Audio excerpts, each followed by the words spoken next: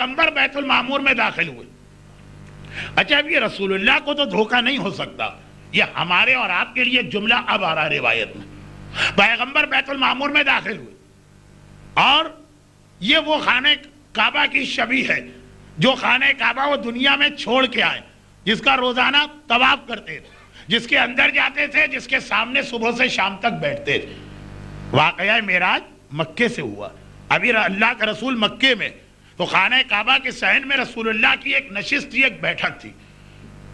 خاندان بنی ہاشم کو ایک جگہ دی گئی تھی, وہ بالکل وہ جگہ ہے جہاں ظہور کے بعد زمانے کا امام آ کے بیٹھے گا. تاریخ خانہ کعبہ کی تقریروں میں پڑھتا ہوں. اب پیغمبر نے جو چیز آپ مثلا اپنے وطن میں چھوڑ کے آئے, ویسی ایک چیز آپ کو لندن میں نظر آئے, شارجہ میں نظر آئے, آپ دوڑ کے آگے جائیں گے. پیغمبر گئے, اندر داخل ہو, اندر سے بھی دیکھا, کہا پروردگارا یہ تو بالکل ویسا ہے جیسا زمین والا خانہ کعبہ. خدا کی طرف سے دو جواب آئے, دو. پہلا یہ کہ اے حبیب ذرا اپنے پیروں کے نیچے جھک کے دیکھو.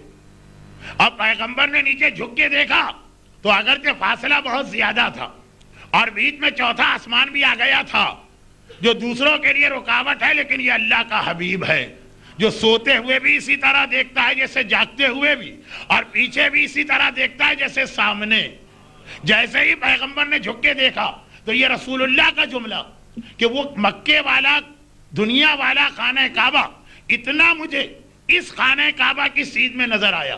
یہ رسول کا جملہ جو ہم لوگ حج اور عمرے کے قافلوں کو سناتے ہیں, اتنا اس کے نیچے نظر آیا کہ اگر میں اپنے ہاتھ سے کوئی چیز چھوڑ دیتا تو وہ سیدھی جا کر اس دنیا کے خانہ کعبہ کے بیچ میں جا کے گرتی. اتنا یہ اس کی سیدھ میں. ایک سوال کا جواب بن گیا نا, ایک سوال کا جواب بن گیا نا. تھوڑے تھوڑے فقہی مسئلے آ رہے ہیں لیکن بہت ہی مختصر.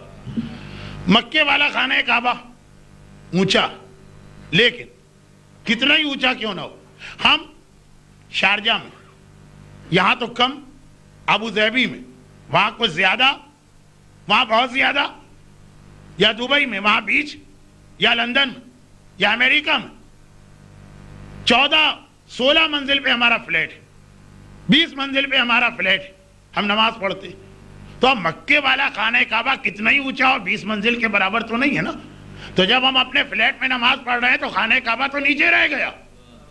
روایت ہے خانہ کعبہ قبلہ نہیں ہے, اس خانہ کعبہ سے 7ویں آسمان کا بیت المعمور یہ پورا ایک قبلہ ہے.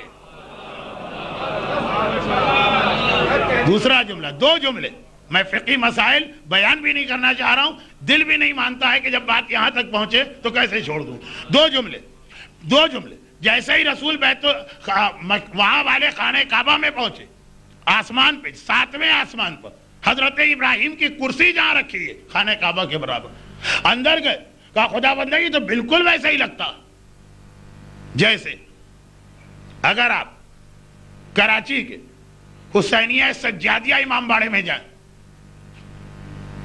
اور اس کے بعد جہاں سے ریڈیو پاکستان کی مجلس شام غریبہ آتی, اور اس کے بعد آپ لکھنؤ میں حسینیہ غفران ماب میں جائیں تو بے اختیار کہیں گے یہ حسینیہ غفران ماب یہ تو بالکل حسینیہ سجادیہ جیسا لگتا ہے. دیکھیں ابھی جملہ آپ بعد میں سمجھیں گے. پیغمبر نے یہ کہا, پیغمبر کو دو جواب ملے.